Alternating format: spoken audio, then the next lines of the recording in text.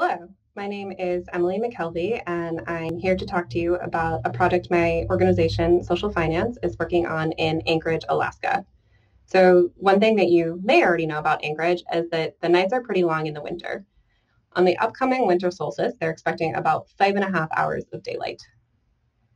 One thing that you might not already know about Anchorage is that on any given night, about 1,100 people don't have a safe and stable place to live. About a third of these folks experience persistent homelessness, and about 2/3 of them typically have disabling behavioral health conditions or a substance use disorder. And these residents are often cycling through jails, emergency rooms, and shelters. And with these extremely negative interactions with the local government, you're really only interacting in some of your darkest moments, and it can seed a deep, understandable mistrust of the system and its ability to serve you. So if you're a local government, what do you do about this? Think about it from the point of view of an Anchorage Assembly member who's responsible for representing the residents of the city. How do you solve this problem? How do you serve some of your most vulnerable constituents in a state that deeply prides itself on individualism and self-reliance? So one option is to provide housing. When folks have a safe and stable place to live, they're not having as many interactions with the criminal justice or emergency services systems. Pictured here is one such community in Colorado. It's called Red Tail Ponds. But for a couple of reasons, it can be really hard for local governments to fund projects like this. And I'll share a few now. The first is that we have evidence that these types of programs can really help individuals in the communities and really achieve good outcomes. But a lot of that evidence comes from places like New York and Chicago. And those places are very different from Anchorage, and there's no guarantee that it will work in this new context. The second is reactivity. When there's a crisis going on, there's urgent pressure to resolve it. No one calls 911 and says, hey, I think a fire might happen here one day. Let's come up with a robust plan to prevent it. It's just not how we think and how we interact with our local government representative. The third reason is that we work and budget in silos.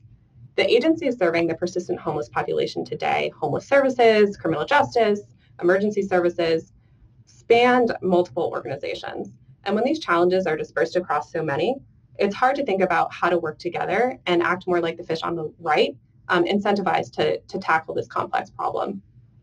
Despite all of this, the municipality of Anchorage did find a way to launch a supportive housing project with the goal of reducing avoidable interactions with emergency medical services, shelters, and the criminal justice system. This project is designed to help 150 or more residents who are currently experiencing persistent homelessness access permanent housing and supportive services. Each one will have an individual treatment plan that spans everything from medical needs and behavioral health challenges. And Anchorage was able to overcome some of the challenges that I described earlier by using a model called Pay for Success. And the whole premise of this model is that it allows governments to transition towards paying for outcomes, not just a set of uncertain services. And here's what I mean by that. Anchorage is planning to release up to $4.5 million to support this project, but only to the extent that the project successfully places and maintains individuals into stable housing and avoids some of those emergency services interactions. So if those outcomes aren't achieved, then the city doesn't have to make those payments, guaranteeing that they only have to pay if the project shows the outcomes that it promises. So you might be thinking, okay, that sounds great for the city, but how does this project get money to get off the ground in the first place? And it does need money to get off the ground, and that it comes from over $2 million of support from philanthropy. So this outside investment is like the important jump start to get the project off the ground, start collecting some data on outcomes, and let the government provide more sustainable funding only if the project is doing what it set up to do. And so a question we get a lot at this point is who decides if the government has to pay? And that's where an independent evaluator comes in to measure and validate the project outcomes, determining how much outcomes funding the municipality of Anchorage will release to sustain the project. So that in a nutshell is Pay for Success. The organization I work for, Social Finance, has spent the last 10 years advising communities like Anchorage to build outcomes-oriented systems like this one. We've done this throughout the country, but I'll share a couple of reasons why we are particularly excited about this latest one in Anchorage, Alaska. The first is that we use data from lots of different systems. So Anchorage's criminal justice system, Anchorage emergency services system, and the healthcare system and the homeless services system to get a really full picture of the community needs of the population that we were trying to serve, how they're interacting with the system today, and how we could prevent these interactions in the system tomorrow. The second reason is the focus that this project has on behavioral health and supportive services. So there's intensive case management, access to substance use treatment, access to mental health services, and these types of services are much more positive interactions for this population to be having with the local government, and it's just a much better way of serving them rather than putting them in a jail. The third reason we're excited is that the project's governance structure includes people on the executive committee with lived experience with housing insecurity or health disparities in the Anchorage community.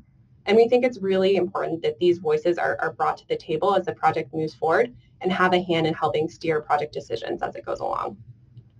And we did run a pilot study for this project last year, really small sample size, only 21 people, so we don't want to get too excited about it yet. But in that pilot study, we saw outcomes that for me are really hopeful about how this population can be served. We saw a dramatic decrease in arrest and increase in housing stability.